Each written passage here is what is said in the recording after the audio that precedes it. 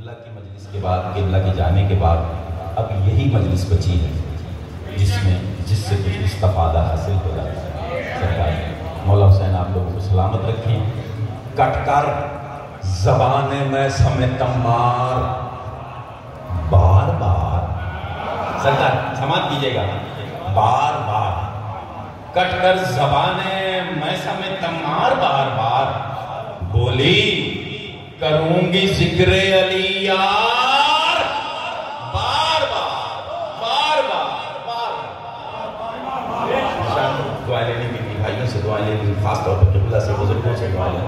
کٹ کر زبان میں سمیت مار بار بار بولی کروں گی ذکر علی یار بار بار، ذکر علی کو سن کے، جعفری صاحب سماعت کیجئے گا، ذکر علی کو سن کے جو چہرے بگڑ گئے، ذکر علی کو سن کے جو چہرے بگڑ گئے، پڑتی ہے ایسے چہروں پہ پھٹکار۔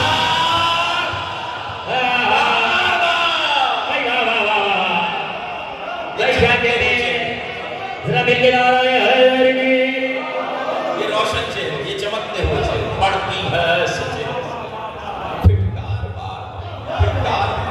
سرکار سماعت کیجئے گا، ذکر علی کو سن کے جو چہرے بگڑ گئے، پڑتی ہے ایسے چہروں پہ پھٹکار بار بار بار، 100 بار منہ کو نوچو گے دل کو جلاؤ گے، 100 بار منہ کو نوچو گے دل کو جلاؤ گے، لکھوں گا جب بھگوڑوں کا کردار بار بار بار کیا کہنے کردار بار۔ اس نے کہا، مزہ لیجئے گا سرکار، جھوم جاؤ شیعہ جھوم جاؤ، اس نے کہا، سمجھ تو گئے ہوں گے آپ لوگ، شیعہ جھوم جاؤ، اس نے کہا دلیروں کے لکھو تو چند نام، اس نے کہا دلیروں کے لکھو تو چند نام، لکھتا رہا میں حیدر کرار،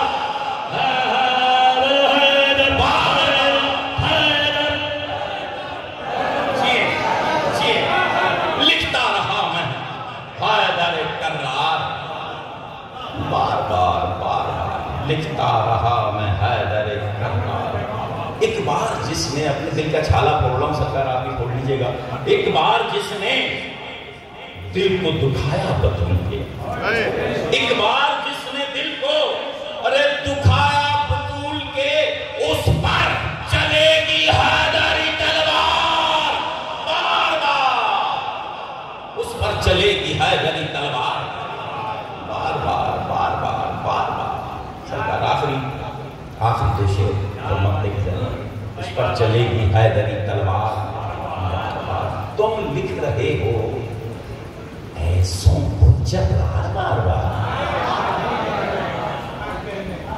لگے پڑے لکھنے، تم لکھ رہے ہو ایسوں کو جرار بار بار، ہوتے رہے جو جنگوں سے فرار بار بار، کیا بات ہے بابا بابا، ہوتے رہے جو جنگوں سے فرار بار بار۔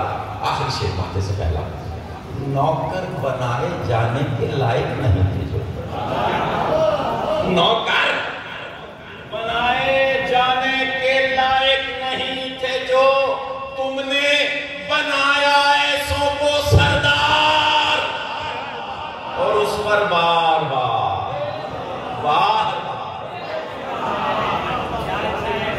تم نے بنایا ایسوں کو سردار بار بار۔ سرکار آخری شعر، اور جس شعر کے لیے تمام شعر کہیں، شعروں کی طرح سنیے گا، شعروں کی طرح پڑھیں گا۔ تم نے بنایا ایسوں کو سردار بار بار، ماتم ماتم ایک بار بھی فتویٰ دیا،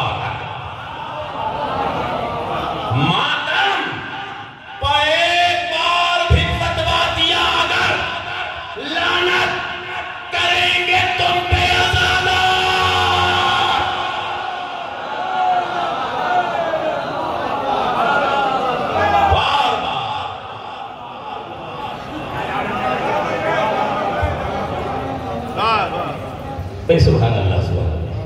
سامعین محترم، شعلہ بیان شاعر برادر عزیز جناب جاوید مرزا صاحب آپ کی محراب سماعت میں اذان ولایت پیش فرما رہے تھے. شہزادی آپ سے راضی رہیں، شہزادی اس نوکری کو، اس ڈیوٹی کو اپنی بارگاہ میں قبول اور مقبول فرمائیں. کیا کہنے، میں نے صحیح کہا تھا کہ بہت سارے لہن قربان ایسے تحت پر. خدا سلامت رکھے، ان آوازوں کو سلامت رکھے، ان عزاداروں کو سلامت رکھے. سامان آفتاب میموریل فاؤنڈیشن کے زیر اہتمام دلشاد جعفری اور ایس ایم حیدر کے خانوادے کی جانب سے یہ 2 روزہ تاریخی مجالس عزا کا آج پہلا دن ہے. خدا سلامت رکھے آپ تمام عزاداروں کو. بھائی ذیشان نے ایک حکم دیا ہے، وہ کل انشاءاللہ میں پیش کر دوں گا کیونکہ آج ہمارے وقت میں گنجائش نہیں ہے، لیکن ایک مطلب اور 2 شعر حاضر کرتا ہوں. جاوید بھائی نے کوئی تار چھیڑ دیا ہے، اگر آپ لوگ بیدار ہیں تو میں پورے پاکستان میں نے یہ مصرے پڑھے اور اس کے بعد لوگوں نے مجھ سے کہا کہ جہاں لائیو چل رہا ہو تو مصرے نہ پڑھنا. تو اگر بی بی کے قاتلوں کے نام مجلسوں میں بھی نہ بتائیں تو کہاں پہ بتایا ہے. میں پیش کرتا ہوں کہ بعدے سرکار چلی، ارے دین کی رفتار غلط. ابھی جاوید بھائی نے صحیح مصرے پڑھے ہیں، میں 2 شعر غلط پڑھتا ہوں کہ بعدے سرکار چلی، بعدے سرکار چلی، بعدے سرکار چلی، ارے دین کی رفتار غلط. 3 سرکار بڑی، تینوں لگاتار غلط. میں نے تو پڑھ دیا بھائی، اب میں یہ نہیں دیکھ رہا کہ لائیو آ رہا ہے کہ بعدے سرکار چلی، ارے دین کی رفتار غلط. 3 سرکار بڑی، تینوں لگاتار غلط. ارے ہم اسی کو تو کہا کرتے ہیں ہر بار غلط جس کو زہرا نے کہا تھا سارے دفعہ. ہم اسی کو تو کہا کرتے ہیں ہر بار غلط. ارے جس کو زہرا نے کہا تھا سارے دربار غلط. ارے جو جاننا ہو تو پڑھو جنگ جمل کی تاریخ. ارے کس کا کردار صحیح، کس کا تھا کردار غلط.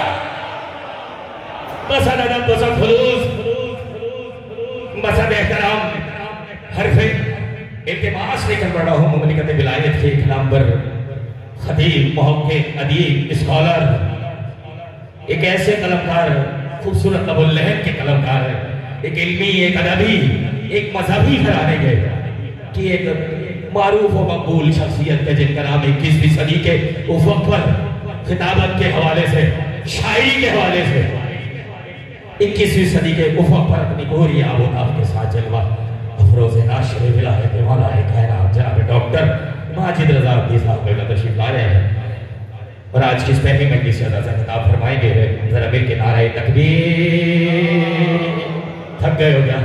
یہ بھی جانتا ہوں کہ علی والا کبھی تھکتا نہیں ہے. ذرا مل کے نعرہ رسالت، ذرا مل کے نعرہ حیدری. ایسے نہیں، ذرا دونوں ہاتھوں کو بلند کر کے مل کے نعرہ حیدری.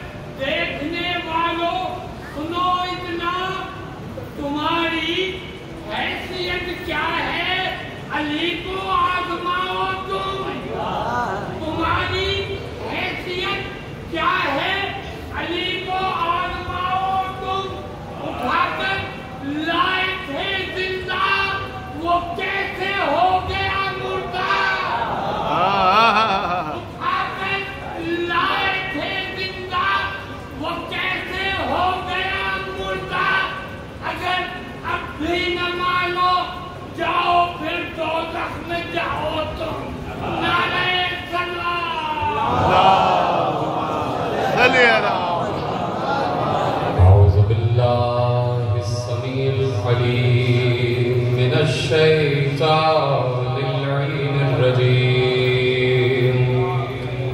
بسم الله الرحمن الرحيم. الحمد لله بالمعروف من غير رؤية والخالق من غير ربية الذي لم يزل قائما دائما إلا سماء ذات أبراج ولا ليل داج ولا بحر ساج ولا أرض ذات مهاد ولا خلق ذو اعتماد والصلاة والسلام والتحية والإكرام على نبي الرحمة وخازن المغفرة وقائد الخير والبركة ومنقذ العباد من الهلكة سيدنا ومولانا أبي القاسم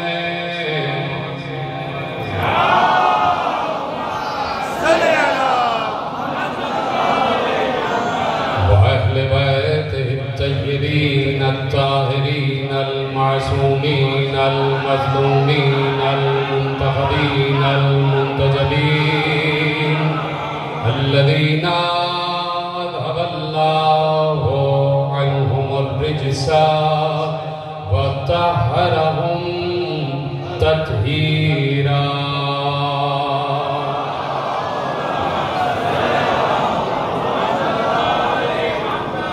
أما بعد فقد قال الله سبحانه وتعالى في محكم كتابه المجيد وفرقانه الحميد وقوله الحق بسم الله الرحمن الرحيم قل هل يستوي الذين يعلمون والذين لا يعلمون.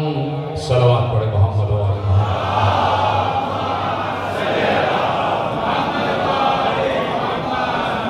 پروردگار عالم کا شکر ہے اور اس کا احسان عظیم ہے ہم پر کہ اس نے ہمیں 1400 برس سے اس شعور و فکر کی اعلی منزلوں پر بلند فرمایا ہوا ہے کہ جہاں ہم نے کبھی دنیا سے اس بات پر کمپرومائز نہیں کیا کہ ہم کسی دنیا کے بنائے ہوئے صادق کو صادق مان لیں.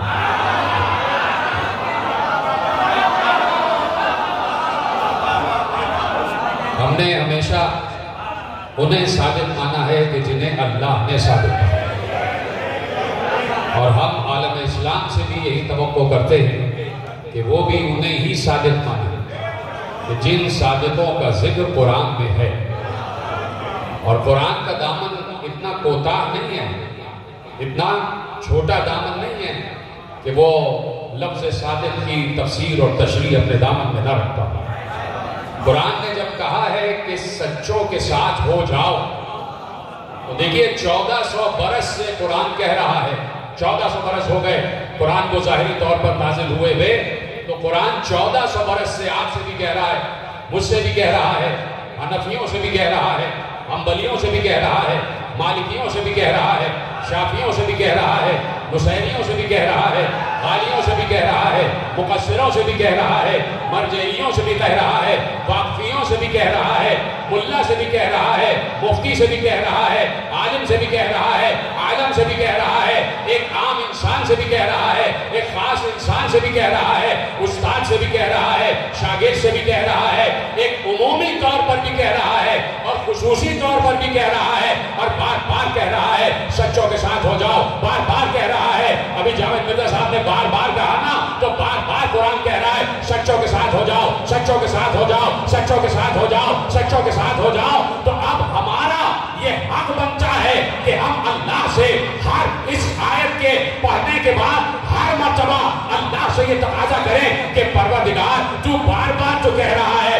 سچوں کے ساتھ ہو جاؤ، ذرا بتا بھی تو دے کہ وہ سچے ہیں کون؟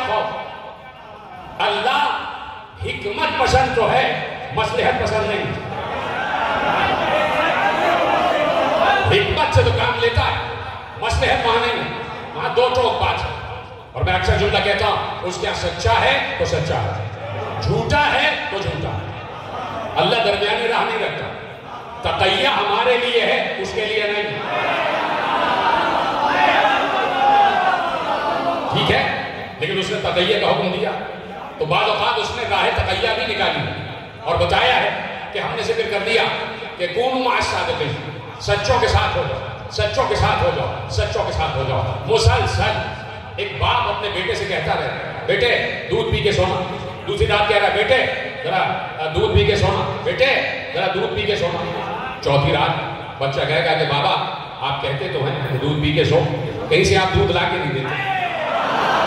تو اب قرآن 1400 برس سے کہہ رہا ہے سچوں کے ساتھ ہو جاؤ، سچوں کے ساتھ ہو جاؤ، تو قرآن ہی کی ذمہ داری ہے نا کہ بتائے کہ سچے کون ہیں۔ اب میں بل بورڈ لے کے کھڑا ہو جاؤں کہ میں سچا ہوں، تو اس کا معیار کیا ہے؟ اس کا معیار کیا ہے؟ اس کی میزان کیا ہے؟ اس کی پاراکھ کیا ہے؟ اس کی کسوٹی کیا ہے؟ تو اگر کوئی یہ کہہ رہا ہے اور کہے کہ قرآن کو چاہیے تھا کہ سچوں کی تشریح کرتا اور تعریف کرتا، قرآن کو نہیں، تو ہمیں کیسے پتا کہ سچے کون ہیں؟ تو میں ان سے ایک سوال کروں گا کہ قرآن میں حکم نماز ہے، طریقہ نماز نہیں۔ اتنی مشکل بات میں نے نہیں کی ہے، بہت آسان بات۔ قرآن میں نماز کا حکم ہے، اقیم الصلاۃ، تو پڑھو نماز۔ اور مجھے دکھائے کوئی، اور یہ ہمارا 1400 برس سے سوال ہے، کوئی دکھائے کہ طریقہ نماز قرآن میں ہے نہیں۔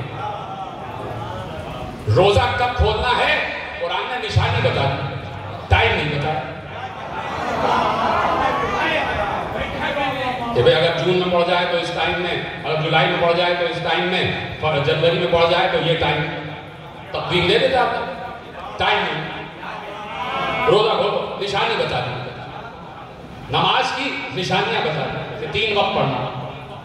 اسی طرح زکوٰۃ کی نشانیاں بتا دی، تھوڑا سا نصاب کو بتا دیا، کچھ آیتوں میں قرآن نصاب زکوٰۃ بھی ہے اور تفصیل سے ہے۔ تو قرآن میں حکم نماز ہے، طریقہ نماز نہیں ہے۔ تو کیا کہیں کوئی، اب صحیح بندہ بیٹھا ہوا ہے، میرا جملہ آپ تک پہنچ جائے تو مجھے بتائیے گا، کیا کہیں کسی مفتی کو، کسی ملا کو، کسی مولوی کو، نہیں ہٹا دیجیے کو، کیا کہیں کسی زمین کے بنائے ہوئے خلیفہ کو یہ اختیار تھا یا ہے کہ وہ یہ بتائے کہ نماز کیسے پڑھی جائے گی؟ میں نے بہت آسان بات کی ہے میرے لیے۔ قرآن نے کہا اقیموا الصلاۃ، تو کیا حضرت ابو بکر بتائیں گے کہ نماز کیسے پڑھی جائے؟ کیا حضرت عمر بتائیں گے کہ نماز کیسے پڑھی جائے؟ کیا حضرت عثمان بتائیں گے کہ نماز کیسے پڑھی جائے؟ کیا علی بتائیں گے کہ کیسے نماز پڑھی جائے؟ علی تو ہمارے ہیں نا، جیسے چاہو نام لے لو۔ تو کیا یہ بتائیں گے؟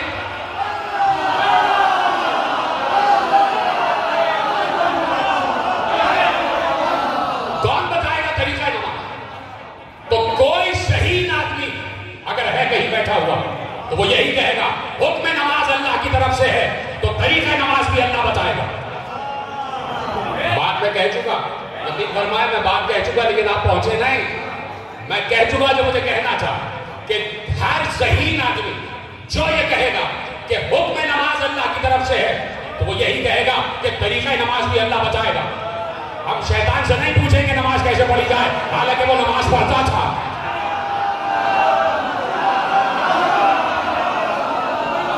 ہم شیطان سے نہیں پوچھیں گے کہ تسبیح کیسے کی جاتی ہے.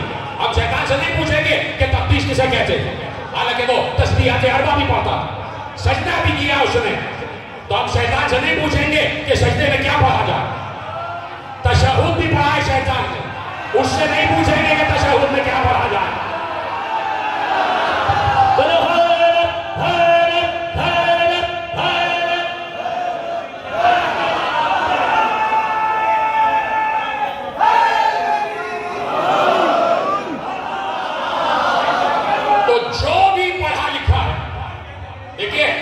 ممبر سے کبھی ملا سے بات نہیں کی، ہمیشہ علماء سے بات کی. ہم نے چاہے ہم سے مراد شیعہ اور سنی دونوں ہیں، یعنی سنی مسلک میں بھی بات جب علماء سے کی جاتی ہے تو لطف آتا ہے، عالم سے بات کی جائے تو لطف آتا ہے. تو اسی لیے ہم کسی ملا کی بات نہیں کرتے، کسی مائنڈ سیٹ کی بات نہیں کرتے. تو کیا ہے، جب حکم نماز اللہ نے دیا تو طریقہ نماز بھی اللہ بتائے گا. اس سے کسی کو انکار نہیں ہو سکتا. کوئی اپنی طرف سے یہ طے نہیں کرے گا کہ یوں نہیں یوں، یوں نہیں یوں. نہیں، جو اللہ نے حکم دیا ہے اور جو طریقہ نماز اللہ نے اپنے نبی کو بتایا ہے وہی طریقہ نماز سچا بھی طریقہ نماز ہے اور اچھا بھی طریقہ نماز ہے. تو اب یہ بات تو طے ہو گئی کہ جب حکم نماز اللہ کی طرف سے ہے تو طریقہ نماز بھی اللہ کی طرف سے ہے. تو اب اسی فارمولے کے تحت جب اللہ نے کہا ہے کہ سچوں کے ساتھ ہو جاؤ تو اللہ ہی بتائے گا سچا کون ہے. اس فارمولے کے تحت جب اللہ نے کہا کونوا مع الصادقین تو اب امت کو کوئی اختیار نہیں ہے کہ وہ کسی کو صادق بنا یا صدیق بنا. امت کا فریضہ یہ ہے کہ وہ اللہ سے پوچھے کہ صادق کون ہے. امت کا فریضہ یہ ہے کہ وہ اللہ سے پوچھے کہ صادق کون ہے. آج بھی اللہ ہے یا نہیں ہے؟ آج بھی تو اللہ ہے اور وہی والا اللہ ہے جو ہمیشہ سے. اللہ بدلا نہیں. آپ کا بدل جائے ہمارا اللہ کبھی نہیں بدلتا. ہمارا اللہ وہی ہے جسے علی اللہ کہتا ہے، جسے مصطفیٰ اللہ کہتا ہے، جسے حسین نے سجدہ کیا. ہم نے اللہ نہیں بدلا. ہمارا اللہ وہی ہے جو ازل سے اللہ ہے اور ابد تک رہے گا. اور تک تو اس کے لیے استعمال ہی نہیں ہوتا. بے تکی بات ہے جب اس کے لیے تک استعمال کیا ہوتا ہے. بے تک ہو جاتا ہے جو اس کے لیے لفظ تک استعمال کرتا ہے. یہ سب زبان کی مجبوری ہے. تو میرے عزیزو، جب اللہ نے کہا ہے کہ کونوا مع الصادقین، سچوں کے ساتھ ہو جاتا ہے، تو پوچھو اللہ سے. پوچھو اللہ سے. ہم تو آپ کے بقول یہ اختیار ہی نہیں رکھتے کہ ہم اللہ سے پوچھیں، اس لیے کہ اللہ تو ہمیں کافر کہہ چکا. ہم تو کفر کے دائرے میں داخل ہو گئے تو ہم کیسے اللہ سے بات کرتے ہیں؟ آپ مسلمان، آپ کلمہ گو ہیں، آپ کے پاس کانٹریکٹ ہے اسلام کا.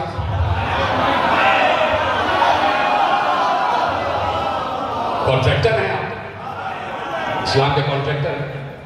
وہ الگ بات ہے کہ اسلام کے بلڈرز الگ ہیں.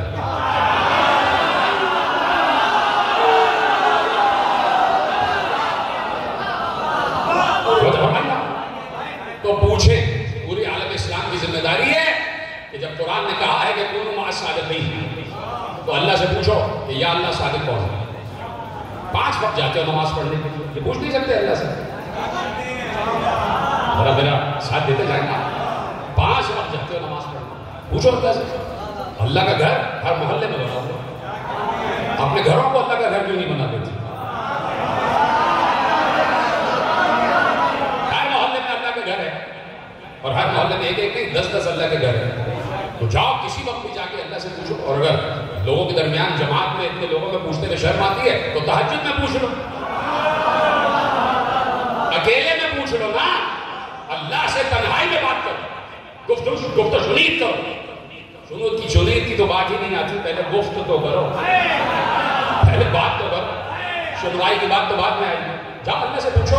میں پوچھنا چاہتا ہوں، میں ہاتھ جوڑ کر علماء عالم اسلام سے عرض کرنا چاہتا ہوں کہ آپ ابھی یہاں پر جو بھی علماء ہیں کہ جنہوں نے فتوے دے دیے ہیں کہ جہاد واجب ہو گیا ہے، میں ان سے کہتا ہوں کہ جا کے وہ پوچھیں اور امام کعبہ سے کہیں کہ وہ کل ہی صبح جو فجر ہو رہی ہے اور وہ ابن جو ہے وہ ابن سلمان سے جا کے کہیں کہ کعبے کی چابی دے، کعبے کے اندر جاؤ اور اللہ سے پوچھو کہ صادق کون، چابی ہے نا کعبے کی، تو جا کے اللہ کے گھر میں دستک نہیں دو، دستک کی ضرورت نہیں، چابی جس کے پاس ہو تو دستک کی کیا ضرورت ہوتی ہے؟ وہ علیحدہ لوگ ہوتے ہیں کہ بغیر دستک کے کعبہ اپنی باہیں کھول دیتا ہے اور کہتا ہے آ جائیے۔ تو کوئی ہے جس میں یہ جرأت ہو، پوچھ تو لے گا لیکن جواب نہیں آئے گا، جواب نہیں آ سکتا۔ ہم بھی کہتے ہیں کہ جائیے آپ پوچھئے، تو صرف ایک جواب آئے گا، جس بھی عالم سے آپ پوچھیں گے وہ کہیں گے کہ اللہ نے نقل بتایا، بات بتائے گا، نقل بتائے گا۔ ہم کہیں گے کہ پھر کیسے پتا چلے گا؟ کہ اسی سے معلوم ہوگا جس نے طریقہ نماز بتایا۔ اللہ نے آ کے اتر کے ہمارے سامنے مجسم ہو کے نماز پڑھ کے نہیں بتایا تھا کہ اس کو رفع یدین کہتے ہیں، اسے قیام کہتے ہیں، اسے رکوع کہتے ہیں، اسے سجدہ کہتے ہیں۔ اللہ نے نہیں بتایا کہ اللہ آ کے بتائے کہ لو بھائی بالفرض محال میں نماز پڑھوں، فار ایگزامپل میں نماز پڑھوں، اللہ تو ایسا نہیں کہا، نہیں نظر آیا نا، تو اللہ نے کس کے ذریعے سے بتایا طریقہ نماز؟ مصطفیٰ کے ذریعے سے۔ دیکھیں رزلٹ آ گیا نا یہاں تک، جو میں نے اتنی محنت آپ کے سامنے کی ہے آپ کے ساتھ، تو رزلٹ یہ آیا کہ طریقہ نماز اللہ نہیں بتائے گا، مصطفیٰ بتائیں گے، اس لیے کہ اللہ نے مصطفیٰ کو بتا دیا ہے کہ نماز کیسے پڑھی جائے گی۔ تو بس ان احمقوں کی نظر یہ جملہ کرنا چاہتا ہوں کہ ہم بھی یہی فارمولہ کہہ رہے ہیں کہ اللہ نے مصطفیٰ کے ذریعے بتایا کہ نماز کیسے پڑھی جائے گی۔ تو جب ہم نے یہ آیت پڑھی کہ کونوا مع الصادقین، تو ہم نے بھی اللہ سے نہیں پوچھا، ہم نے بھی مصطفیٰ سے پوچھا۔ تو مصطفیٰ نے کہا پہلا صادق تو میں ہوں، اور جب میں صادق ہوں تو ہمارا اول بھی صادق، اوسط بھی صادق، آخر بھی صادق۔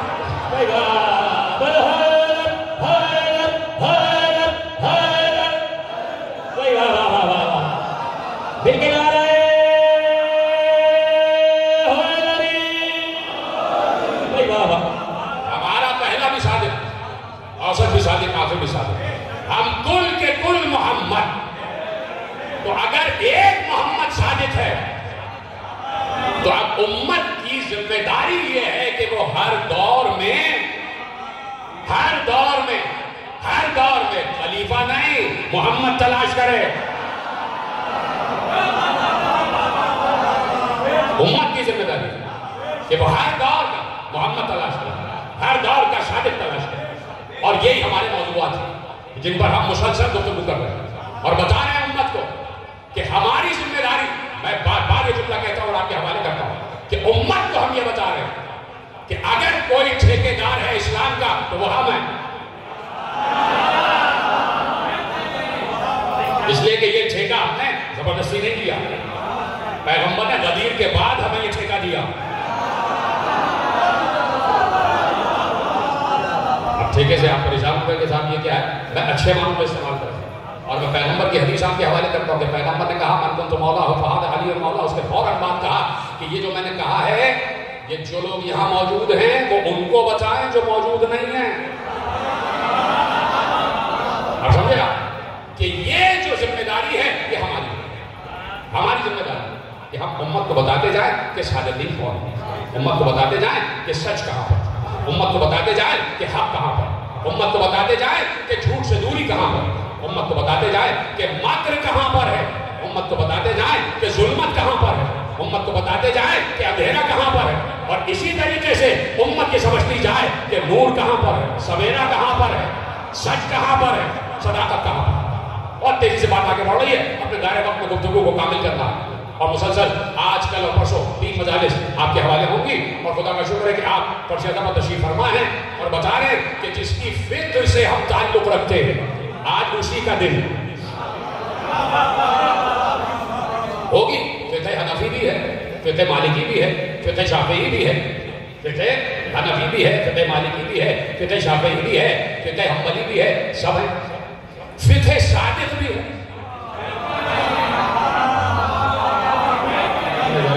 بدل دیا تو آپ بھی چپ ہو گئے. بھائی فقہ حنبلی بھی ہے, فقہ شافعی بھی ہے, فقہ مالکی بھی ہے, فقہ حنفی بھی ہے, ساری فقہ ہیں. فقہ صادق ایک ہے. جو سمجھ کے ان کو میرا سلام ہے تو نہیں سمجھے, وہ گھر جا کے سمجھ. فقہ صادق بھی ہے. تو جب یہ جامع ازہر بنی اور ان مجالس میں جو ہر برس کے سننے والے ہیں تو ان کو پتا ہے کہ کوئی نہ کوئی فکری موضوع رکھا جاتا ہے, اور بات یہی ہے کہ منبر سے افکار بیان کیے جائیں, علمی باتیں ہوں, فلمی باتیں ہوں. منبر کے ڈیکورم کو, منبر کے پروٹوکول کو اور منبر کی تجسیم جو ہے اسے برقرار رکھا جاتا ہے.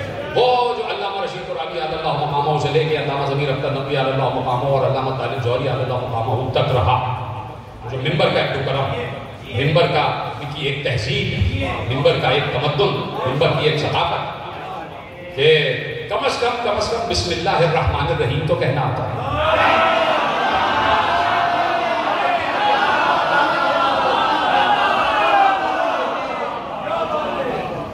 توجہ فرما رہے ہیں نا. یعنی ہم نے اسی منبر سے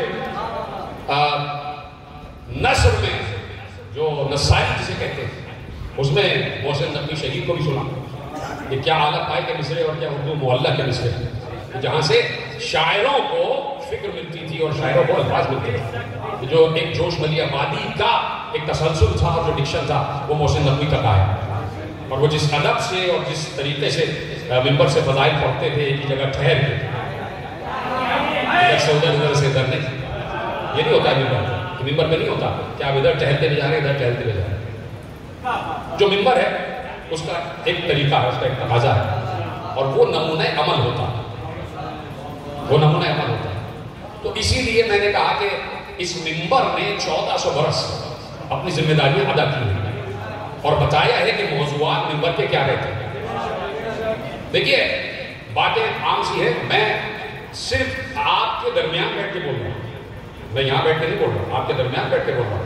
اور چونکہ آپ کی طرح میں بھی درد دل رکھتا ہوں تو میرا کوئی بہت بڑا مطلب علمی نہیں ہے, نہ میں کوئی پڑھا لکھا آدمی ہوں. میں چونکہ آپ کی طرح سے ایک سادہ سا شیعہ ہوں کہ جس نے بچپن سے عزاداری کو دیکھا.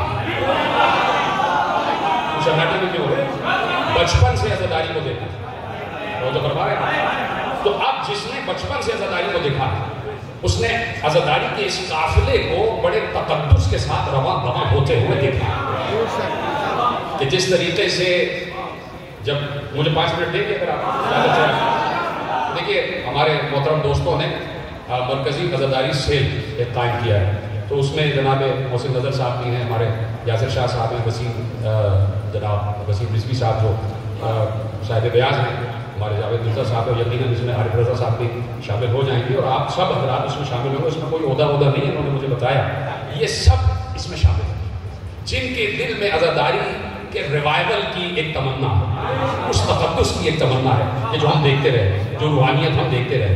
یعنی میں نے کل بھی یہ بات عرض کی تھی برف خانے کی مجلس میں کہ ہم نے شبیداریوں میں رونقیں دیکھی, شبیداریوں میں رونقیں دیکھی کہ پوری رات فجر سے پہلے تک شبیداری جب تک قائم رہتی تھی, اور اس کے بعد فجر کی نماز پڑھی جاتی تھی, اور اس سے پہلے جتنے صاحب بیاض, چاہے وہ بین الاقوامی ہو چاہے نہ ہو, آفرت کے ساتھ. یہ لوگوں کو بری لگ جاتی ہے بات کہ بھئی اب سبھی بین الاقوامی شہرت یافتہ, یہ سب دیکھیے باتیں آپ جشن میں رکھیں, جشن میں جو کچھ آپ کو کرنا ہے, جتنے بھی چھچور پن ہیں آپ اس میں کریں, حالانکہ اس میں بھی نہیں ہو سکتا, اس میں بھی نہیں, وہ بھی آل محمد کا ذکر ہے, اس کا بھی ایک ڈیکورم ہے. لیکن وہ جو اشتہارات میں یہ سب نام لکھنے آپ کو اس میں کر لیجیے, لیکن عزائے حسین بڑا سادہ, بڑا پروقار رہنا چاہیے. پرسوں جب میں گفتگو شروع کی تو سب سے پہلے میں نے اس میں پہلا قدم اٹھایا کہ جو میری مجالس کے اشتہارات تھے میں نے انہیں بلیک اینڈ وائٹ کروایا. لیکن جب بنا لیا تو بنا لیا, میں نے کچھ کہا بھی نہیں تھا کہ ایسا بنانا ہے, چونکہ طریقہ چل رہا ہے تو بنانے والے نے ویسے ہی بنا دیا, ہم نے کسی کو کوئی نوٹس نہیں دیا. لیکن جب بات کہی گئی تو ہم نے کہا پہلا قدم ہم اٹھائیں گے. یعنی اس میں ایک غم انگیزی کا عنصر رہے گا, غم انگیزی کا عنصر رہے گا. اور یہ آپ لوگ ہیں سننے والے, جو کسی کو بھی بین الاقوامی سے اٹھا کر بین الکائناتی بنا سکتے ہیں. یعنی یہ لفظ آپ کی سمجھ میں نہیں آ رہا ہے، اس کے ممبر سے بے دلی شاعری ہو رہی ہے تو میں کیا کروں کہ بین الکائناتی اصل میں جو پڑھنے والا ہوتا ہے جو جتنا گمنام ہوگا وہ اتنا ہی بین الکائناتی ہوگا. سلامت رہے اگر بات آپ تک پہنچ گئی ہے. تو اس بین الاقوامی شہرت یافتہ نے بھی بڑا نقصان پہنچا ہے. سب کی خدمات اپنی جگہ ہے، کوئی اس کو اپنی طرف سے کسی غلط سمت میں نہ لے جائے. لیکن میں چاہتا ہوں کہ جن کی خدمتیں ہیں، جو نشتر پاک سے جلوس کو لے کے جاتے ہیں حسینیہ ایرانیہ تک، آپ نے کبھی ان کی کوئی قدر و قیمت کی ہے؟ آپ سے مراد کو نہیں کرتا. کبھی ان کے لیے کوئی تعریفی کوئی اذکار، کوئی الفاظ یا ان کی دلجوئی یا ان کے ساتھ ساتھ ہی چلتے رہے کہ نہیں صاحب خدا آپ کو سلامت رکھے، چادر زہرا کا سایہ آپ کے سر پر آباد رہے، کبھی ایسا کیا؟ تو دیکھیں کہ کچھ آوازیں ایسی ہیں کہ جو بغیر اسپیکر کے پڑھ رہے ہوتے ہیں اور گلا ان کا نہیں بیٹھتا، اور جو اسپیکر کے ساتھ پڑھ رہا ہے 2 ماہ کے بعد گلا بیٹھ جاتا. دیکھ رہے ہیں؟ تو یہ رہا ہے. صرف ایک اسپیکر چلتا تھا اور وہ بھی مجبوری کے تحت، اور وہ تھا جناب جعفر عباس. جناب جعفر ددہ جو کہلاتے تھے، ان کو کسی نے بہت زبردست آواز کی، ان کو کسی نے پان میں سندور کھلا دیا. یہ روایت مشہور ہے، مجھے نہیں پتا کہ صحیح ہے یا غلط ہے، مشہور روایت آپ کو بتا رہا ہوں. اور یہ کوئی فرد واحد کی روایت بھی نہیں ہے، زبان زدان تھی کہ ان کو کسی نے پان میں کچھ کھلا دیا، ان کی آواز خراب ہو گئی اور گلا جو ہے ان کا بگڑ گیا. لیکن اس کے بعد جو ان کی آواز برآمد ہوئی اسی بگڑے ہوئے گلے سے، تو پہلا مصرع بولتے تھے اور پھر ٹچ پڑتا تھا، ایسی آواز قدرت نے لگا. تو وہ جعفر ددہ جو تھے، آپ کبھی ان کو سرچ کیجیے گا یوٹیوب پر، انجمن العباس، اور اس کے جناب جعفر صاحب، وہ پورا جلوس لے کے، ان کی مجبوری تھی اور وہ ایک اسپیکر لگا رہتا تھا ٹھیلے پہ ہارن، اور وہ اس ٹھیلے پہ کھڑے ہو جاتے تھے اس کو پکڑ کے، اور وہ پورا جلوس کرتے تھے. ان کے ساتھ سینکڑوں لوگ چل رہے تھے جو خالصتاً نوحہ سننے آتے اور جو بنوا لینا آپ نے. تو آپ بھی ذرا سا اس میں ساتھ دیتے چلے جائیں. ایک تو عزاداری کو جو ہے وہ دوسرے سسٹم ختم ہونا چاہیے. سمجھنا میری بات. یہ جو حلیم کی نیاز ہوتی ہے، زین الحسنین صاحب بھی بیٹھے اور تمام پڑھے لکھے بیٹھے، یہ حلیم کی نیاز آج کل کیوں نہیں ہو رہی؟ یہ نیاز حلیم محرم ہی نہیں ہو رہی. اسی نے گورنر کو بلانا ہے، اسی نے سارے تعلقات. بھائی تعلقات 68 دن حسین سے استوار کرو.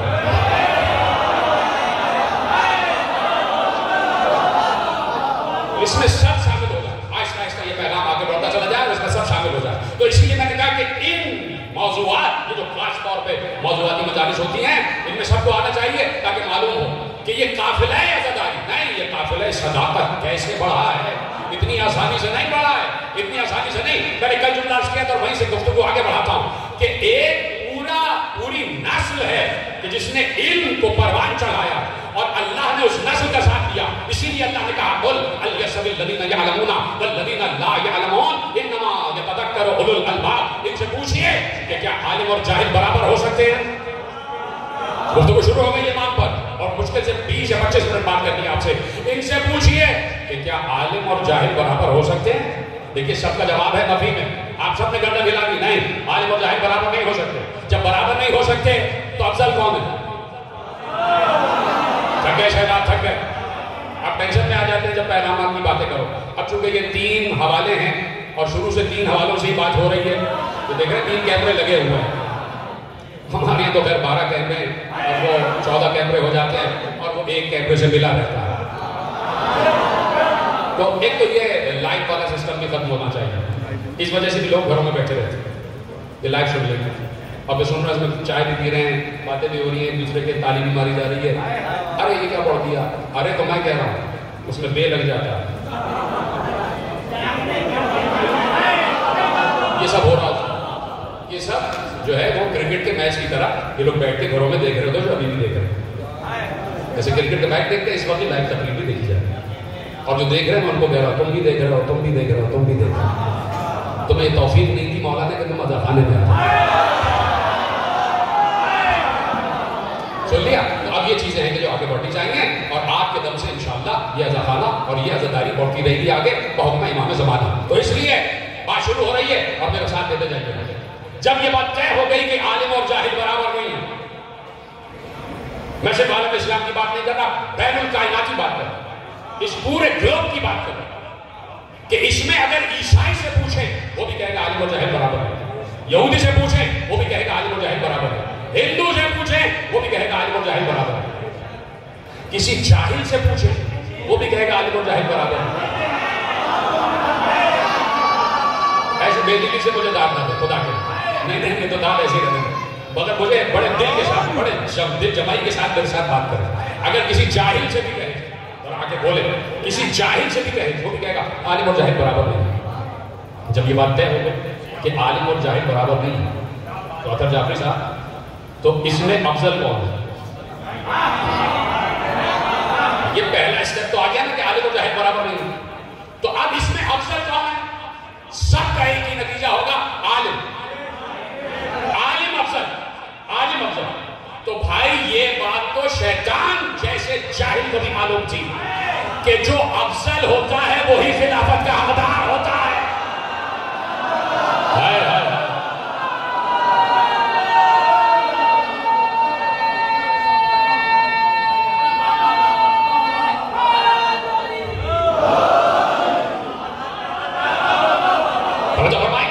اس نے اس لیے کہا کہ تو نے مجھے آگ سے بنایا، اسے مٹی سے بنایا، میں اس سے افضل ہوں، انا خیر منہ، میں اس سے افضل ہوں۔ تو اسے بھی پتا ہے کہ جو افضل ہوگا خلافت اس کے پاس جائے گی۔ تو عالم و جاہل میں افضل کون؟ بولیے، عالم و جاہل میں افضل کون؟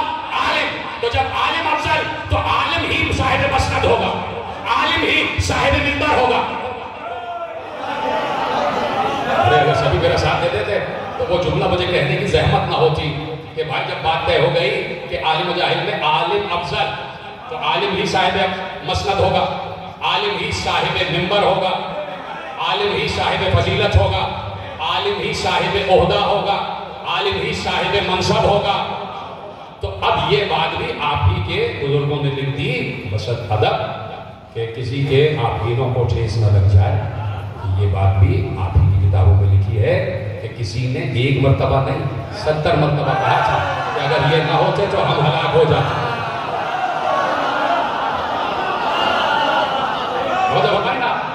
بات آگے بڑھے تو اب اس کو علم کہتے ہیں، اور یہ علم کا تذکرہ یہ ہماری منبر کی ہمیشہ سے زینت رہا۔ تو پروردگار نے کہا کہ یہ کفر اپنا کام کرے گا، جھوٹ اپنا کام کرے گا اور سچ اپنا کام کرے گا۔ دیکھیے میں معجزات سنا کے پوری تقریر ختم کر سکتا ہوں، اگر آپ کہیں تو سارے معجزات سنا وہ تقریر ختم کر دوں، لیکن کچھ اتنی باتیں اگر سننے کے لیے تیار ہیں، ٹھیک ہے؟ تو دیکھیے مطالعہ جیسے جیسے آپ کرتے جائیں گے مطالعہ آپ کا بڑھتا جائے گا۔ پڑھنے سے مراد یہ ہے کہ آپ نے پہلی کتاب پڑھی، اس سے پھر پہلی والی کتاب پڑھی، اس سے پہلے کی کتاب پڑھی، اس سے پہلے کی کتاب پڑھی، اور جاتے جاتے آپ مصدر تک پہنچ گئے، مصدر تک یعنی اوریجن تک کہ جہاں سے یہ ساری روایتیں آ رہی ہیں۔ تو آپ کی نگاہ پہلی کتاب پر نہیں ہونی چاہیے۔ دیکھیے علی نے کیا کہا؟ علی نے کہا محمد حنفیہ جا رہے ہو تو میں بھیج رہا ہوں، جاؤ، میدان ہے کسی جنگ کا، کوئی سواری والی جنگ ہے، اور کہا محمد حنفیہ جاؤ۔ محمد حنفیہ چلنے لگے، رک جاؤ، اور بتایا کہ کیسے جنگ کرنی ہے۔ کہا سنا اپنے دانتوں کو پیچھے رکھنا، دانت پہ دانت جمائے رکھنا، آنکھیں کھلی رکھنا، سینہ چوڑا رکھنا، اور تمہاری نگاہ پہلی لائن پر نہیں آخری صف پر ہونی چاہیے۔ تو اسی طرح آپ کی نگاہ مصدر پر ہونی چاہیے۔ اتنا عالم ہونا چاہیے جعفر صادق کے ماننے والے۔ جب پیغام کی بات کرو تو چپ ہو جاتے ہیں۔ بھائی امام صادق کے ماننے والے کو اتنا عالم ہونا چاہیے کہ اسے کما کہو عربی بھی آنا چاہیے، اور اسے مصادر پر اس کی نگاہ ہونی چاہیے کہ کہاں سے بات چل رہی ہے۔ اور پھر میں نے اپنے اساتذہ سے سیکھا جنہوں نے یہ بات بتائی کہ دیکھو منبر میں جا رہے ہو، کچھ چیزیں طے کر لو کہ ان پر کمپرومائز نہیں کرنا، ان سے نہیں ہٹنا ہے۔ بنیادی عقائد آپ کے مضبوط ہونے چاہیے، اور ان عقائد کو ماننے کے لیے اور منوانے کے لیے آپ کے پاس مضبوط دلائل اور ٹھوس شواہد ہونے چاہیے کہ اس سے ہم نہیں ہٹیں گے۔ تو کچھ عقائد ایسے ہیں کہ جسے آپ کو ماننا ہی پڑے گا اور منوانا پڑے گا۔ مثلا علی نے بیعت نہیں کی تھی،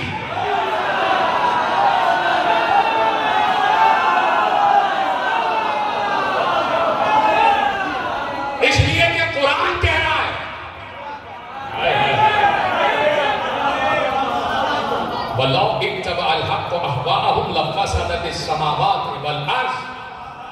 کہہ رہا ہے کہ اگر حق باطل کی بیعت کر لے تو زمین و آسمان تباہ ہو جائیں گے.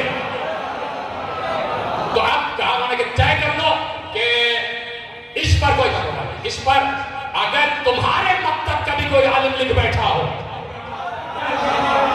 تو تمہیں وہ روایت بھی نہیں ماننا, اور اس کے مضبوطی کے لیے تمہارے پاس دلائل ہونے چاہیے. دوسری بات فتح, کہیں پر بھی کوئی بھی روایت لکھی ہو فتح حق سیدہ, ٹھیک ہے. کچھ ایسے عقائد ہیں کہ جن پر جمے رہو, جن پر مضبوطی سے جمے رہو. اور سب سے بڑی بات چھوڑ رہا ہوں, کل انشاءاللہ عرض کروں گا, سب سے بڑی بات یہ مجلس اعضا, اور اس مجلس اعضا کا ڈیکورم, اس مجلس اعضا کے طریقے, اس مجلس اعضا کا فیض, اس مجلس اعضا کا مقصد, وہ تمہارے ذہنوں میں واضح ہونا چاہیے. میں مسائل نہیں بول رہا, صرف جملہ دے رہا ہوں کہ واضح کیسے ہونا چاہیے. ہر امام صاحب ذوالفقار ہے, ہر امام صاحب ذوالفقار, ہر امام کے ہاتھ کو ذوالفقار پہچانتے ہیں. جب امام کے ہاتھ میں ذوالفقار آتی ہے تو پھول کی طرح ہلکی ہو جاتی ہے اور اسی طرح چلتی ہے, اشارے پہ چلتی ہے. ہر امام ذوالفقار چلانا جانتا. صرف یہ نہیں تھا کہ علی جانتے تھے اور ان کے بعد حسین جانتے تھے. ارے بھائی بات کہہ بھی دیتا ہوں اور اب چپ ہو جاتے. صرف یہی نہیں تھا کہ یا تو ذوالفقار علی چلانا جانتے تھے یا حسین چلانا جانتے تھے. نہ حسن کو چلانی آتی تھی نہ زین العابدین کو چلانی آتی تھی. ایسا تو نہیں ہے. امام حسن بھی جانتے تھے, امام زین العابدین بھی جانتے تھے, وہ پھر کیوں نہ چلائے؟ سوال وہی اور جواب بھی وہی. چلائی اس لیے ہے کہ حسن بھی صادق ہے, زین العابدین بھی صادق ہے, اور یہ صادق اللہ کے بنائے ہوئے ہیں. جب اللہ کے بنائے ہوئے ہیں تو جو اللہ کہے گا وہ یہ کریں گے. علی سے کہا چلاؤ, علی نے چلائی. حسن سے کہا روک دو, روک دی. حسین سے کہا چلاؤ, چلائی. زین العابدین سے کہا روک دو, روک دی. ٹھیک ہے, اجازت ہے کہ جملہ عرض کروں؟ اجازت ہے کہ جملہ عرض کروں؟ میرے چوتھے امام بھی ویسے ہی تم طرح سے تلوار چلانا چاہتے تھے کہ جیسے میرا مولا حسین, جیسے جناب عباس صاحب ذوالفقار تو میرا مولا حسین ہے نا, ویسے ہی صاحب ذوالفقار میرا چوتھا امام. اگر اللہ یہ کہہ دیتا کہ اے زین العابدین تم بھی تلوار اٹھاؤ اور نکل چلو میدان میں, تو اس کا مطلب ہے کہ گویا خدا یہ بتانا چاہ رہا ہے زین العابدین حسین نے کام ناتے چھوڑ دیا تھا, تم کامل کرو.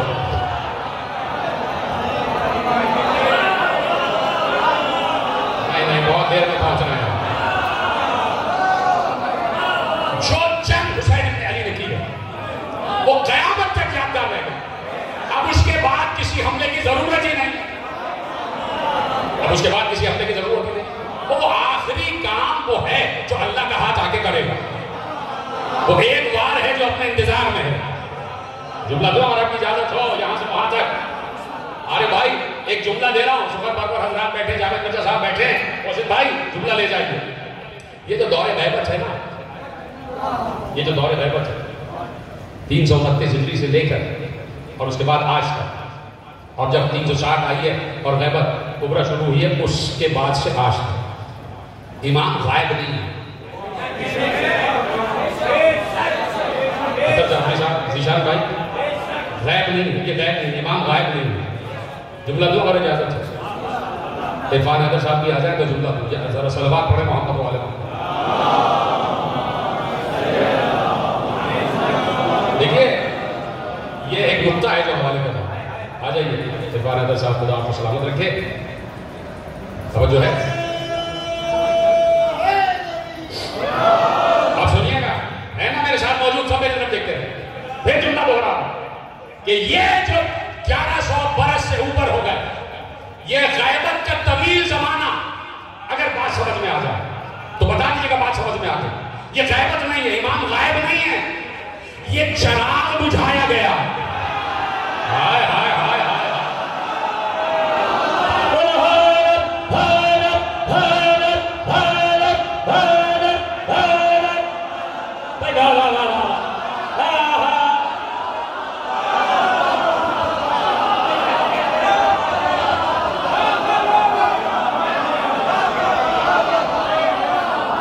اب دیکھنا یہ ہے کون کون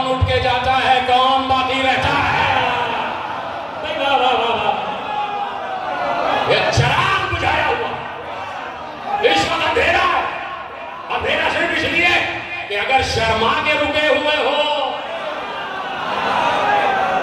اگر کسی کے منہ دکھائی پہ رکے ہوئے ہو، کسی کے چہرے پر رکے ہوئے ہو، کسی کے مہرے پر رکے ہوئے ہو، تو اجازت ہے چلے جاؤ.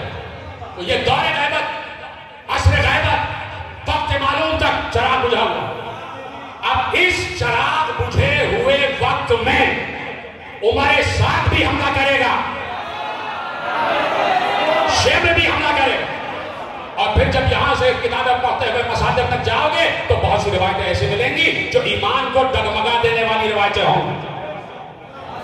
یہ ہے میں تمہیں بتا رہا ہوں کہ جو مطالعے کا طریقہ ہے یہ ہے کہ کچھ روایتیں ایسی ملیں گی جو بڑے مؤثر ذرائع سے سب میری نگاہ میں کہ تمہارا ایمان ڈگمگانے لگے گا. کیا ایسا بھی تھا؟ کیا ایسا بھی ہے؟ کیا ایسا بھی ہے؟ تو کچھ چیزیں جب تم نے محفوظ کی ہوئی ہیں اور ان پہ کمپرومائز نہ کرنے کا عہد کیا ہوا تو اس کو ٹھکرانا، اس کو صرف نظر کرنا، اس کو صرف نظر کرنا، اس کو کرتے کرتے آگے بڑھ جانا ہے اور اس مقام تک پہنچنا ہے کہ جہاں تک امام چاہتے ہیں کہ اس مقام تک آگے ہے کہ نہیں. تو کہا کہ دیکھو تلوار تو اٹھا لی. اب بات آئی چھٹے دور کا پروردگار کیا کرنا کا علم. اتنا علم چھوڑ کے جاؤ کہ اللہ کو معلوم ہے کہ یہ اس علم کو آگ لگائیں گے جو علم آل محمد ہے، جو علم آل محمد ہے اس علم کو ضائع کریں گے. یہ اس علم کو آگ لگائیں گے، یہ اس علم کو دریا بوٹ کریں گے. دیکھیے میں نے پھر کہا کہ میں معجزات پڑھ کے داد لے سکتا ہوں. میں میرے ساتھ ایسے خبرناک کیوں بن جاتے ہیں؟ ذرا سا ایسا بتائیں کہ واقعہ آپ میرے ساتھ بہت میں مجلس میں توجہ ہے نا. کہا کہ معلوم ہے، قدرت کو معلوم ہے کہ یہ ہمارے علوم جو لکھے ہوئے ہوں گے، مدبر ہوں گے، تدوین شدہ ہوں گے، لکھے ہوئے ہوں گے، ان کو یہ آگ لگائیں گے، ان کو یہ دریا بوٹ کریں گے، اس علم کو مٹانے کی کوشش کریں گے، اس علم کو محو کرنے کی کوشش کریں گے. تو کہا جعفر صادق فاخر العلم اتنا علم اتنا علم اتنا علم کر دو اس لیے کہ دو موذی لڑ رہے ہیں. بنو عباس بنو امیہ کو شکست دینے والے، اور شکست اس بات پہ نہیں ہے کہ تمہارا علم زیادہ ہے یا ہمارا، شکست اس بات پہ ہے کہ تخت پہ تم بیٹھو گے یا ہم. تو ان کو تخت کے لیے لڑنے دو، تم منبر سلونی پہ بیٹھو، ادھر سلامت رہے. ان کو تخت دنیا کے لیے لڑنے دو، تم منبر سلونی کا احیا کرو، تم اس منبر سلونی کو آگے بڑھاتے جاؤ. تو اب میرے امام نے، پانچویں امام نے یونیورسٹی کی بنیاد رکھ دی. کل کی تقریر سے متصل ہوں جو موجود تھے وہ اس بات کو یاد کریں، یہی میں نے تقریر چھوڑی اور وہاں سے آگے بڑھ رہا ہوں. کل میں برف خانے میں تقریر کر رہا تھا، توجہ فرمائیے گا کہ بات آگے بڑھا. باخر العلم نے علمی یونیورسٹی کی ابتدا کی، باقاعدہ مدرسے کی ابتدا کی. معلوم تھا کہ مدرسوں کا زمانہ آئے گا. تھک گئے تو میں چھوڑ دیتا ہوں، 5-7 منٹ کی جگہ. معلوم تھا کہ مدرسوں کا زمانہ آئے گا اور دارالعلوم بنیں گے، اور میلوں پھیلے ہوئے دارالعلوم، اور وہاں سے جہاد کے فتوے آئیں گے اور فتویٰ دینے والا خود بیڈ روم میں ریسٹ کر رہا ہوگا، خود ریسٹ کر رہا ہوگا، فتویٰ دینے والا خود ریسٹ کرے گا. معلوم تھا کہ دارالعلوم بنیں گے. تو امام نے، اللہ نے کہا کہ میرے شاگرد امام میرے باقر یہ دارالعلوم بنائیں گے. ہمیں پتہ ہے دارالعلوم بنائیں گے. ہمیں دارالعلوم نہیں چاہیے، دارالعلوم کی وہ پرواہ کرے جس کے پاس باب العلوم نہ ہو. ہمارے پاس باب العلم ہے اور تم ہو 5ویں باب العلم اور اس کے بعد 6ٹھے باب العلم. بات آگے بڑھی. میرے نوجوان دوست اس بات کو محفوظ کریں، دیکھتے رہے مجھے دیکھتے رہے. میرے نوجوان دوست اس بات کو محفوظ کریں. بات آگے بڑھی اور ریسرچ آگے بڑھنا شروع ہوا. ریسرچ آگے بڑھتی گئی. کل میں نے عرض کیا تھا کہ 500 موضوعات پر تنہا میرے 6ٹھے امام نے گفتگو کی. فخر کی منزل ہے، فخر کی. اس لیے بتا رہا ہوں کہ نوجوان جو بچے بیٹھے ہیں، جو بچے بیٹھے ہیں، ان تک یہ بات پہنچ جائے، بزرگ اسے بہتر جاتے ہیں. 500 ٹاپکس، 500 موضوعات. اس کا مطلب ہے 500 یونیورسٹی کے ڈپارٹمنٹس. میں ڈپارٹمنٹ نہیں کہتا کیونکہ امام نے بنائے تھے تو ہر موضوع ایک فیکلٹی ہے. کتنے لوگ ہیں جو فیکلٹی کو سمجھے؟ یہ ہے ہمارے یہاں کا. اس لیے کہ جو یونیورسٹی جائے گا وہ سمجھے گا فیکلٹی کیا ہوتی ہے. مجھے نہیں پتا کہ اس علاقے میں کتنے لوگ یونیورسٹی جاتے ہیں. کیا یونیورسٹی کا پوائنٹ یہاں پہ آ کے رکتا ہے تو کتنے لوگ اس میں بیٹھتے ہیں اور کتنے لوگ یونیورسٹی جاتے ہیں؟ تو سب سے پہلے تو شیعہ محلے میں اس بات کی طرف توجہ ہونی چاہیے. یہ لڑائیاں جو ہو رہی ہیں کہ ٹرسٹ میں وہ بیٹھے گا, ٹرسٹ میں یہ بیٹھے گا, اس میں یہ گھرے گا, اس میں لڑائی اس بات پہ ہونی چاہیے. نہیں, لڑائی نہیں, مسابقت اس بات پہ ہونی چاہیے. میں نے پہلے بھی کہا تھا کہ ہم یونیورسٹی بنائیں. انچولی میں یونیورسٹی ضروری ہے. زمین آپ کے پاس موجود ہے, یہ برابر میں زمین آپ کے پاس ہے. یونیورسٹی ضروری ہے, یہاں کے لڑکوں کی یونیورسٹی ضروری ہے. آپ جا کے دیکھیے جعفر طیار جو غازی عباس ٹرسٹ ہے, کتنا کام کیا انہوں نے. میں جانتا ہوں کہ انہوں نے کمپیوٹر انسٹیٹیوٹ کھلوا دی. وہ لڑکوں کو جو ہے وہ وظیفے دے رہے ہیں, اسکالرشپ دے رہے ہیں, پڑھا رہے ہیں. لوگوں سے کہتے ہیں, بچوں سے کہتے ہیں کہ ہمارے علاقے کے لڑکے نکلیں اور نکل کے سول سروس میں آئیں, اور کوئی جائے کسی طرف, کوئی جائے کسی طرف. تو یہ ایک بڑا المیہ ہے.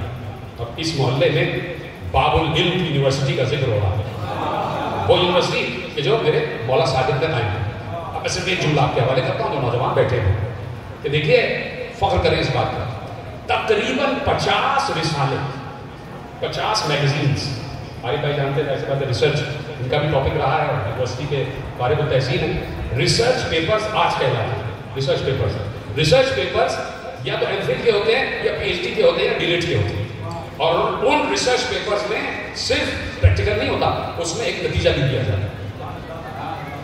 50 ریسرچ پیپرز کہ جو امام کے شاگردوں کے لکھے ہوئے تھے, جس میں جابر بن حیان بھی تھے, جس میں ایک شاگرد گزرے شاکری وہ بھی تھے, اس میں ایک تھے دیسانی وہ بھی تھے, اور 2-3 شاگرد ایسے ہیں کہ جنہوں نے یعنی امام کے پاس آ کے کلمہ حق پڑھا, یعنی امام سے علم سیکھ کر.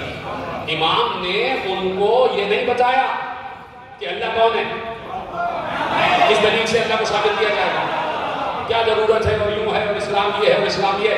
امام نے انہیں علم پڑھانا شروع کر دیا, کائنات کے اسرار کھولنے شروع کر دیا. انہوں نے کہا کائنات کے اسرار پر بات اس زمین پر بیٹھ کر کوئی کر رہا ہے تو یہ کسی نہ کسی سے تو علم لیے ہوا ہے. تو پوچھا کہ بھائی کس سے علم لیا ہوا؟ کہا اس سے. کہا وہ بھی آپ کا کوئی عالم ہے؟ کہا سب سے بڑا عالم تو وہی ہے. وہ عالم نہیں, وہ بذات خود علم ہے. کہا تو کہتے کیا ہے؟ کہا اللہ. تو کہا ہمیں بھی پڑھائی جو آپ کہتے ہیں, کہو لا الہ الا اللہ. تو علم سے انسان کو اپنے قریب بلایا جا رہا ہے. ٹھیک ہے. اب جو ریسرچ جانتے ہیں ان کے حوالے, میں نے کہا 50 پیپرز ایسے تھے جو امام کے شاگردوں پہ لکھے ہوئے تھے, اور وہ اس وقت کی عربی زبان میں تھے. اور پچھلے سال کی تقریب میں عرض کر چکا کہ امام نے 400 شاگرد اپنے بنائے تھے جنہوں نے اصول اربع میں یہاں پہ کتابیں لکھی تھی, دوبارہ دہرانا نہیں ہے. امام سے 30,000 حدیثیں کسی نے سنی, 60,000 حدیثیں کسی سے سنی, 40,000 حدیثیں کسی نے سنی. یہ پورا امام کا ورک اپنی جگہ.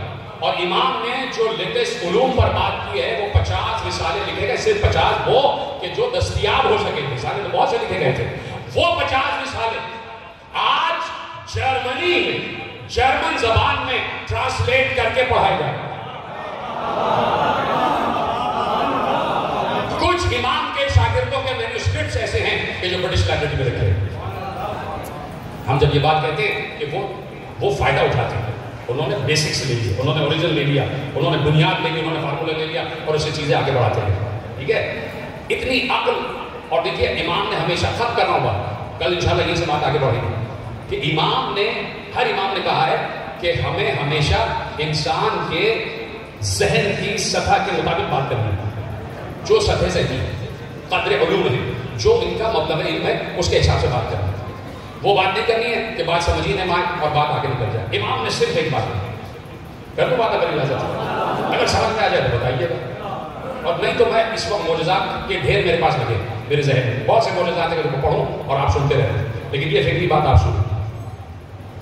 لوگوں سے پوچھا امام نے کہ یہ پانی کیا کام کرتا ہے؟ شاگردوں سے پوچھا یہ پانی کیا کام کرتا ہے؟ کہا یہ پیاس بجھاتا ہے. کہا اس کے علاوہ؟ کہا یہ آگ بھی بجھاتا ہے. امام مسکرا. کہا یہ پانی آگ بجھاتا ہے؟ ہاں. کہا اسی سے آگ لگائی بھی جا سکتی ہے. ہائے ہائے ہائے, جو سمجھ گئے پتہ نہیں کہاں بیٹھے, حیران رہ گئے لوگ. یہ کیا بات آپ نے کہی کہ اسی سے آگ بھی لگائی جا سکتی ہے؟ کہا اسی سے آگ بھی لگتی ہے, پانی میں آگ, آگ میں پانی, خدا کی شان. میر انیس کا مصرع ہے, میر انیس کو تو سمجھو, پانی میں آگ, آگ میں پانی, خدا کی شان. کہا اسی آگ, اسی پانی سے آگ بھی بھڑک سکتی ہے, آگ بھی, آگ. جعفر صادق کے دادا علی بن ابی طالب نے کیا کہا تھا کہ پانی سے برف بنائی جا سکتی ہے. اب وہ کیا تھا کہ وہ 3-4 ادوار پہلے کا زمانہ تھا کہ کہ جہاں علی نے لفظ برق انٹروڈیوس کرایا کہ اسی پانی سے برق بنائی جا سکتی ہے. اب امام نے بات اور آگے بڑھائی اور قریب تر ہو کے کہا اسی پانی سے آگ بھی بنائی جا سکتی ہے, اسی پانی سے آگ لگ سکتی ہے. اب وہی امام کا جملہ جب پہنچا ہے مغربی سائنسدانوں تک تو انہوں نے ریسرچ کی کہ پانی میں آگ کیسے, تو انہوں نے کہا پانی پر ریسرچ کرو کہ پانی بنتا کیسے, پانی بنتا کیسے. انہوں نے پانی کے مالیکیولز پر ریسرچ کی. انہوں نے کہا کہ اس میں ہائیڈروجن بھی ہے اور آکسیجن بھی ہے, کہ اگر پانی سے ہائیڈروجن کو الگ کر دیا جائے تو آگ بھڑک اٹھے.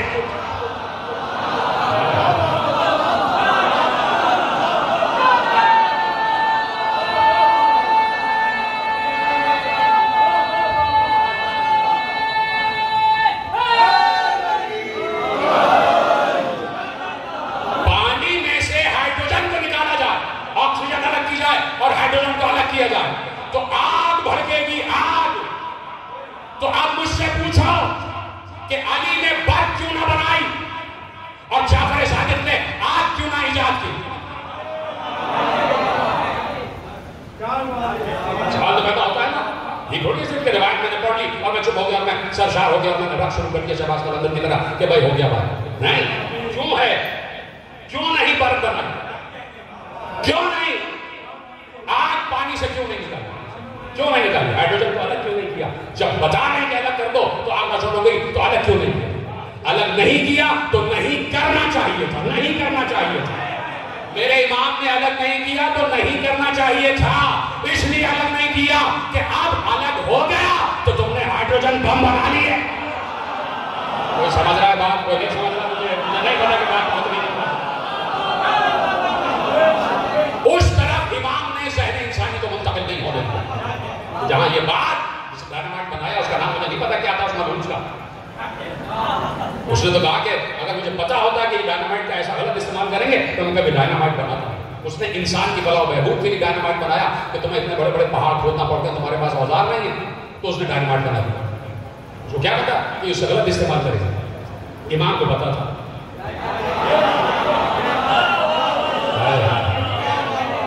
کہ ایسا کرنا نہیں, ایسا کرنا نہیں. اس لیے کہ اگر ان کو آسانی بتا دی تو یہ اتنا آسان ہو جائے گا.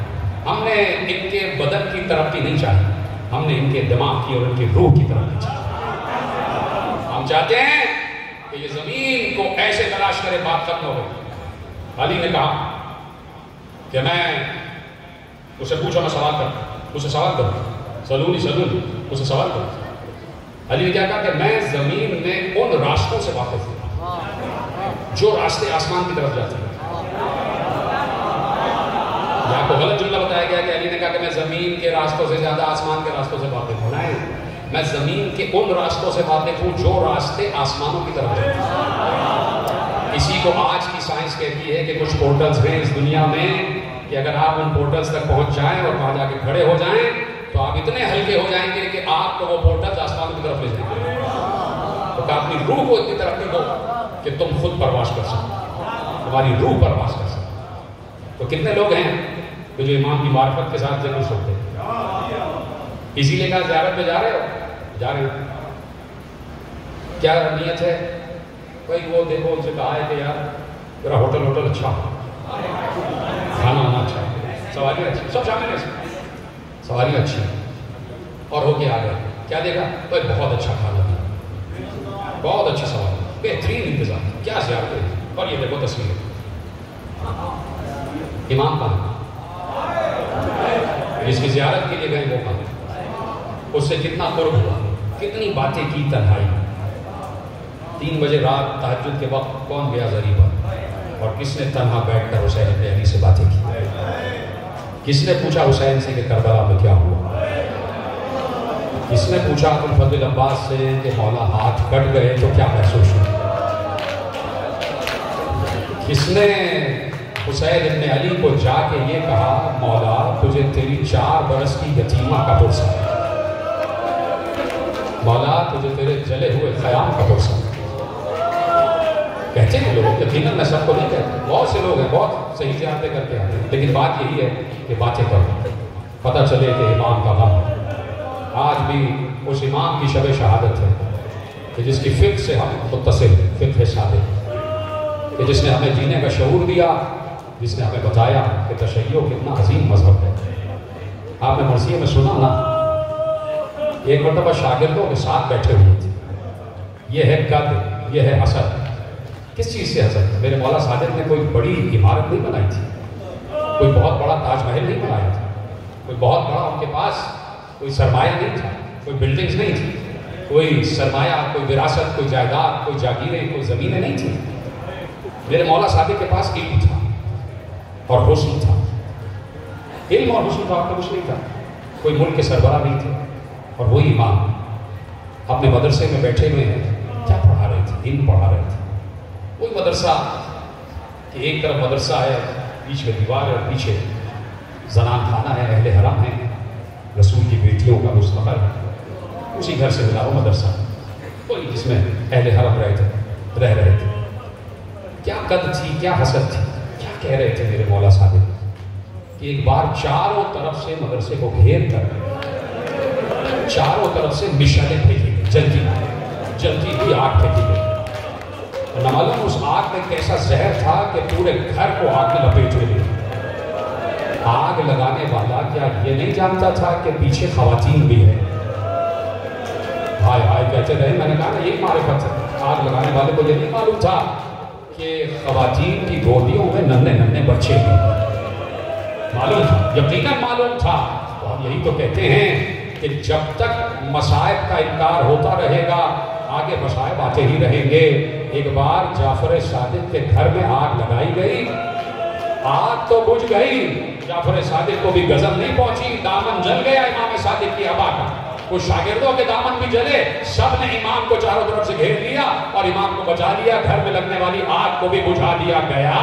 تو میں امام سے یہی کہوں گا، مولا آپ کے گھر میں لگی ہوئی آگ بجھ گئی. بہت سے لوگ تھے جو پانی لائے اور انہوں نے جلتی ہوئی آگ کے شعلوں پر پانی کو چھڑکا اور آگ اہل حرم تک جانے سے پہلے رک گئی. اے مولا، کربلا میں ایک آگ لگی جس نے اہل حرم کے خیموں کو جلایا. نہ صرف یہ کہ خیموں کو جلایا، بیویوں کی چادروں کو جلایا. نہیں، صرف یہ نہیں بلکہ سکینہ کے دامن، مولا سکینہ کے دامن میں آگ لگ گئی. مولا اہل حرم کے خیام جلا دیے گئے.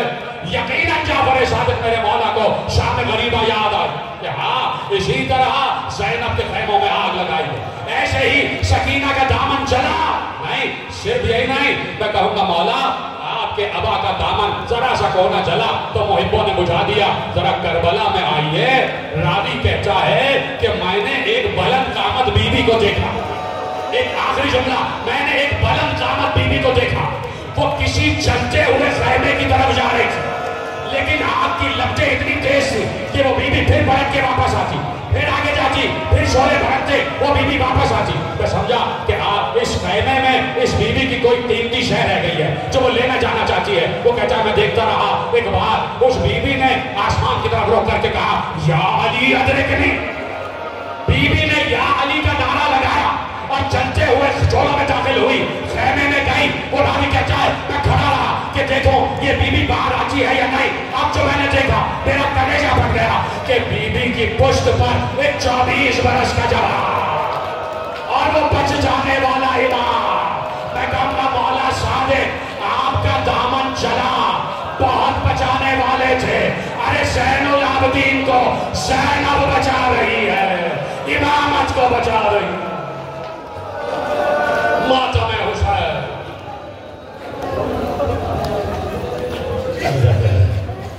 آئیے سینوں پہ ہاتھ مارتے ہوئے آنسوؤں کے نذرانے پیش کرتے ہوئے اس فرصے میں اس گریے میں شامل ہوتے ہیں.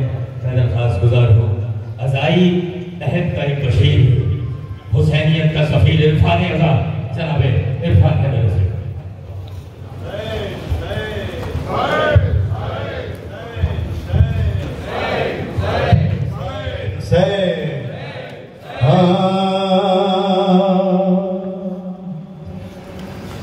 جعفر صادق کا جنازہ اٹھا، موسیٰ کاظم یتیم ہو گئے. گھر میں ہے سادات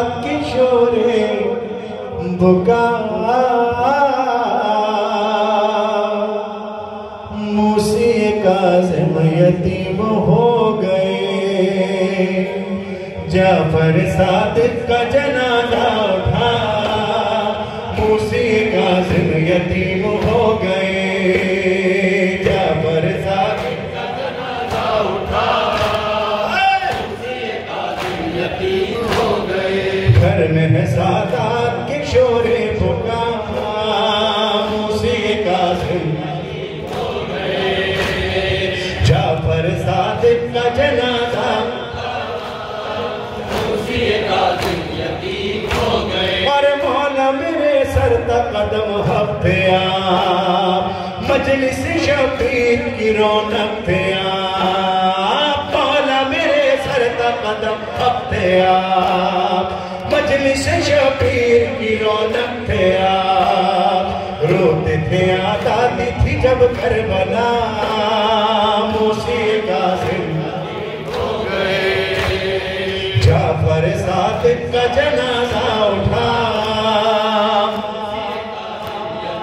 ہو گئے، جعفر صادق کا جنازہ اٹھا، موسی کاظم یتیم ہو گئے، اور آپ کو تو غسل و کفن بھی ملا، اور بقیے میں ہی مرقد بنا، آپ کو تو غسل و کفن بھی ملا، اور بقیے میں ہی مرقد بنا، رہ گیا بے دم شہ کربلا، موسی کاظم ہو گئے، جعفر صادق کا جنازہ، موسی کاظم یتیم ہو گئے، جعفر صادق کا جنازہ اٹھا، موسی کاظم یتیم ہو گئے، اور فرش عزا خود ہی بچھاتے تھے آپ، لوگوں کو مجلس میں بلاتے تھے آپ،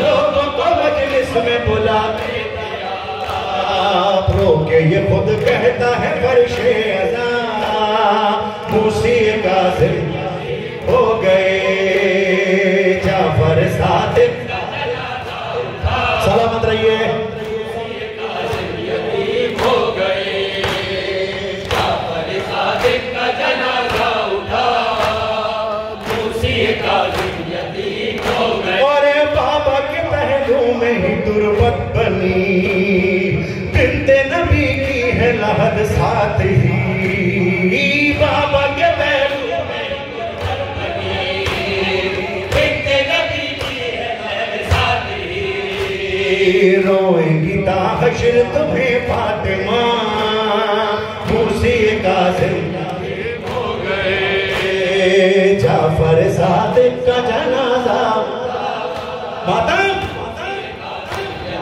ہو گئے، جعفر صادق کا جنازہ اٹھا، موسی کاظم یتیم ہو گئے، جعفر صادق کا جنازہ اٹھا، موسی کاظم یتیم ہو گئے، اور نوح ہے یا مرسی و ماجد رضا، روتے ہیں سن سن کے سب اہل عزا، ماجد رضا، روتے ہیں سن سن کے سب اہل عزا، نوح یہ راجہ فری سادات کا، موسی کاظم یتیم ہو گئے، نوح ہے یہ جعفری سادات کا، موسی کاظم یتیم ہو گئے، جعفر صادق کا جنازہ اٹھا، موسی کاظم یتیم ہو گئے، جعفر صادق کا جنازہ اٹھا، موسی کاظم یتیم ہو گئے، جعفر صادق کا جنازہ اٹھا، موسی کاظم یتیم،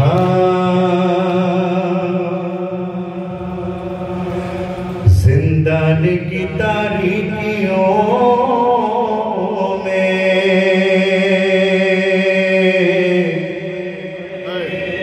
اپنے سینے سے لگا आए हुए शबीर का सर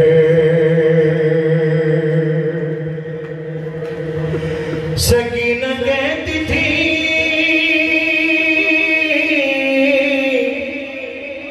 बाबा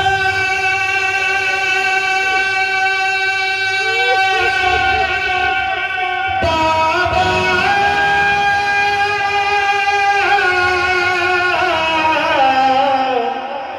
सुनो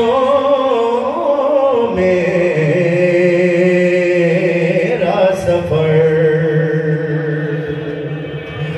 और सबके शाने बंधे मेरा बंधा था गला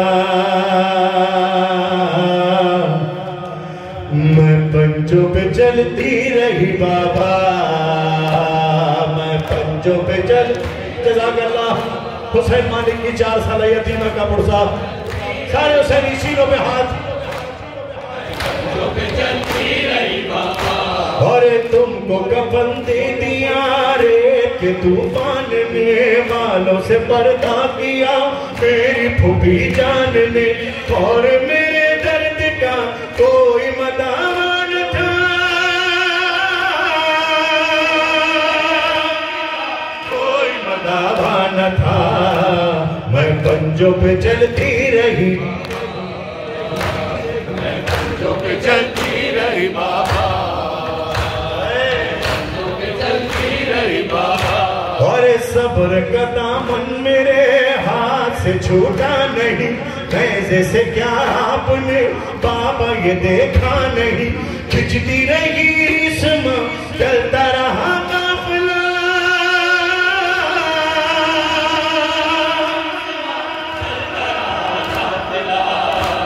मैं पंजों पे चलती रही बाबा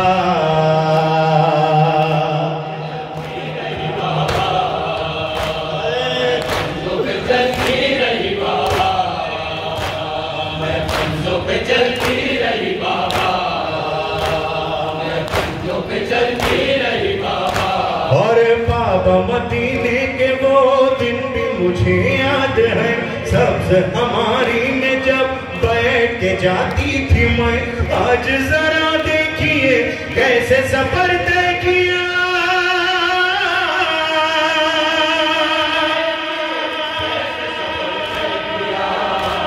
मैं पंजों पे चलती रही बाबा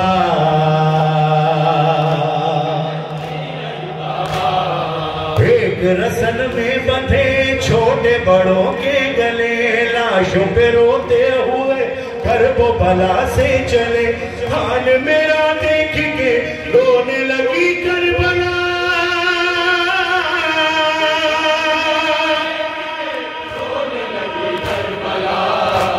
मैं पंजों पे चलती रही बाबा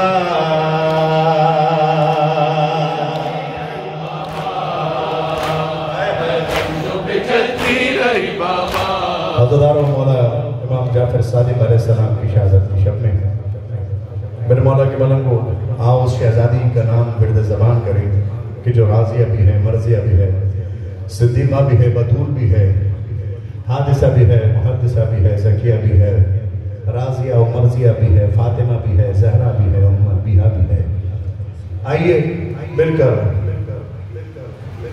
जिसके सीने में जितना बुलंद है इस शहजादी का नाम उतनी बुलंद आवाज से कहे फातिमा ज़हरा फातिमा ज़हरा बाबा जमाना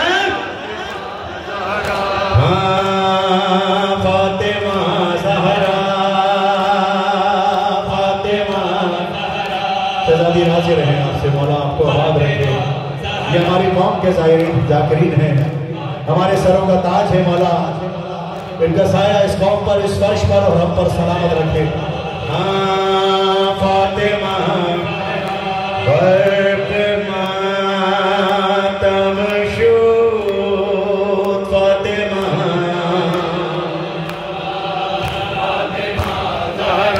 आलमी बाला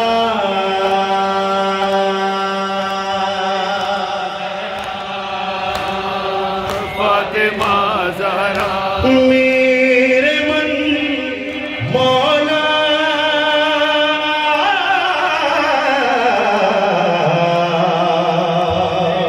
سرور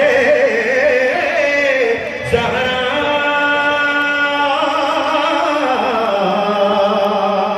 آہبا ویلا آہبا ویلا سب مل کر بولو یا زہرا یا زہرا آواز رہی ہے سردار پروفیسر نقوی صاحب سب مل کر میرے ماما عارف رضا جاندی صاحب سب مل کر بولو ہے میری بی بی ہے میری بی بی تیرے در پہ استغاثہ ہے تیرا ممنون میری شہزادی یہ جہاں سارا ہے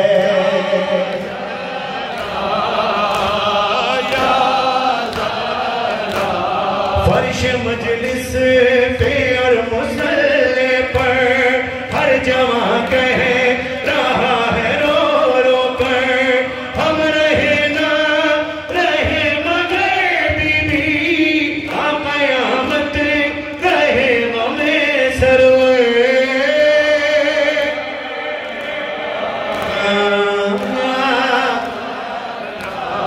اے میری بی بی تیرے بچوں کا غم مناتے ہیں اپنی اولاد سے کہیں بڑھ کے غم یہ پیارا ہے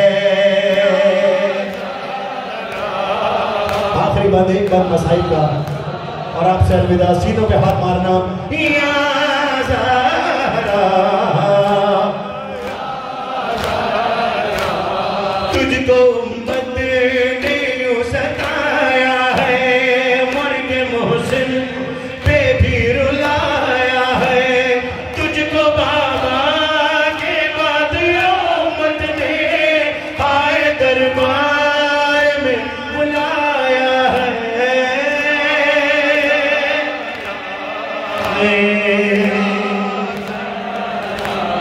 اے میری بی بی اے میری بی بی کتنے صدمے اٹھائے ہیں تو نے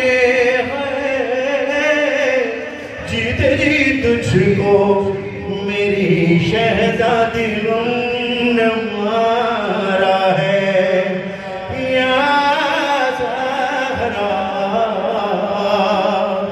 یا